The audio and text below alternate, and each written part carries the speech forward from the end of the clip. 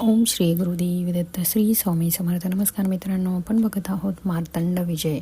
मार्तंड विजय म्हणजे श्री मल्हारी मार्तंड खंडोबा यांचा विजय आणि पराक्रम सांगणारा एक पौराणिक ग्रंथ आणि त्यामधील आजचा अध्याय आहे 6.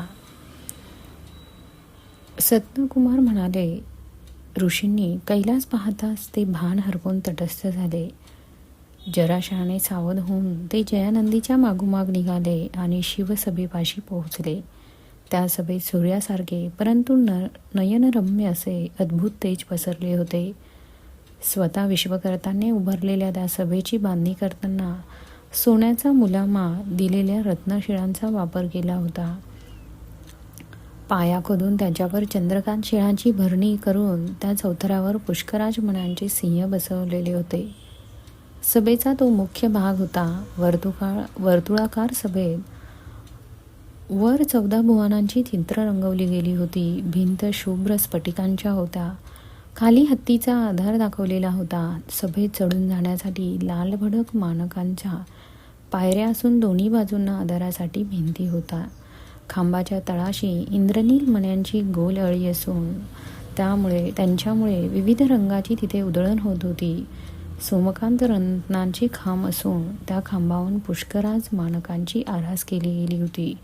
खांबावरील तुळ्या हिरव्यागार पाचून बनवलेल्या होत्या. सभेमध्ये अनेक मानकरी हे सभासद असून त्या सभासदांसाठी शोभिवंत आसने असून त्यांच्यावर रेशीम छत होते. आसनांना पोपट व राज जडवलेले असून मुखात मुक्तफळांचे घोस होते. त्या सभेमध्ये जे नवग्रह सभासद होते त्यात वाचतरू, दैत्यगुरु, कवी शुक्राचार्य, अनेक कला धारण करणारा चंद्रराजे, शिवाचे शिरोभूषण आहे तो असे मुख्य ग्रहांसह सर्व ग्रह अष्टसिद्धी हातात चौऱ्या घेऊन उभ्या होत्या. शिवाय 49 मरुद्गण, 8 भस, 11 रुद्र स्थानांवर विराजमान होते. कुबेर, यज्ञ, यक्ष हात जोडून उभाच होता. यांच्याखेरीज तिलोत्तमा, मेनका, मंजुघोषा, सुकेशा अशा हजारो कलाकार अप्सरा होत्या. 88 सहस्र ऋणी होते. किन्नर, गंधर्व हे शिवाच्या स्तुतिस्तोत्रांचे सुरवर गायन करत होते. अष्टदिक्पालांपैकी सभेच्या पूर्वेकडे इंद्र उभा होता. तेजोनिधी अग्निदेव होता. दक्षिणेकडे यम हातात काळदंड घेऊन होता, तर नैऋत्याला नंगी तलवार घेतलेला नैऋत्य होता. पश्चिमेकडे हातात पाश घेऊन वरुण शिवाच्या आज्ञेची वाट पाहत होता. सूर्य व चंद्र उजवीकडे व डावीकडे असून शिवाजवळच ब्रह्मदेव वेदघोष करत बसले होते. विष्णू सामगायन करत होता. शंकराच्या उजवीकडे गणपती आणि डावीकडे कार्तिक स्वामी उभे होते. त्यांच्या हातात मोरपिसांची चौरी होती. याखेरीज अगणित देव शिवाचा जय जयकार करत दाटीवाटीने उभे होते. त्या देवांमध्ये 8 घोर असे भैरव 8 दिशांनी रक्षण करत होते.